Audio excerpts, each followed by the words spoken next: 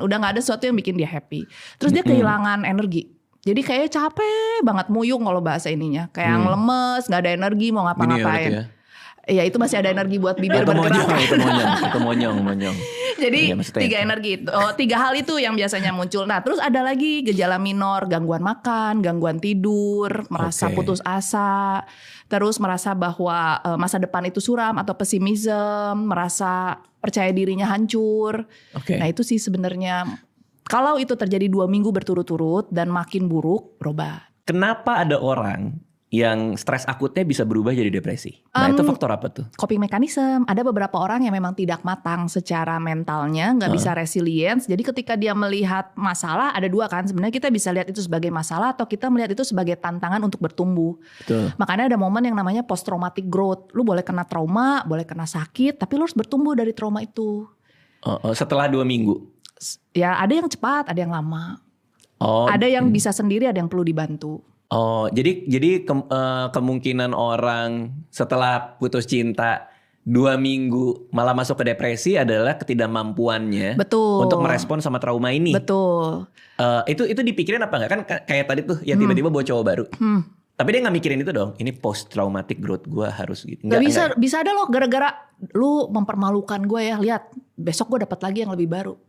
Secara gak sadar. Iya bisa jadi balas dendam. Itu bagian dari coping mechanism. Bagian coping mechanism. Sebenarnya kan manusia tuh tinggal melihat ya. Ketika mengalami suatu masalah tuh mana yang tertrigger. Biasanya paling sering adalah shame sama guilt.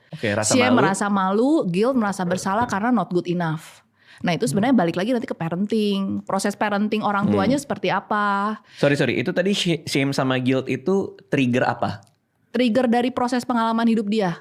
Ada kan tipe orang tua yang memang senang ketika anaknya gagal tuh dia tidak memberikan solusi kan Bang. Jadi kayak lu tuh kayak gini aja gak bisa. Padahal si anaknya mungkin this is the first time dia mencoba gitu loh. Which is itu dibikin shame ya? Iya itu kan shame. Atau misalnya kadang ada kontradiksi lah. Kayak misalnya anak tantrum di depan mall. Terus dia ditertawakan banyak orang karena dia guling-guling. Sebenarnya kan dia cuman kayak seeking attention kan. Ketika emak cuman ngeliatin dari pojok. Terus anaknya ditertawakan oleh banyak orang. Itu kan shame buat anak sebenarnya. Ya rather than lu peluk terus bilang kenapa lu kecewa ya gak dapet barang lu. Oke nanti kita berjuang lagi buat beli barang itu ya. Kan itu lebih enak didengar ya daripada memperlihatkan anak kita guling-guling gitu kan. Iya. Efeknya ketika 2 trigger ini shame sama guilt ini triggering buat dia mempunyai respon emosi yang depresif gitu maksudnya. Betul, apa gimana? Kalau guilt kan dia akan menjadi selalu merasa bersalah. Sehingga lebih gampang untuk depresi karena triggernya udah terbentuk dari kecil. Betul, kalau yang shame dia cenderung jadi cemas. Karena kan gue harus perfect supaya gak dipermalukan lagi. Gak boleh ada salah lagi supaya orang gak kritik aku lagi. Kalau anaknya yang nge-shame bapaknya? Itu si anak gue juga ya. Iya makanya. Gimana ya? Aku juga Papa bingung. itu sepatunya gak cocok gitu katanya. Laki gue botak dibilang, Papa kok bold sih ya gitu.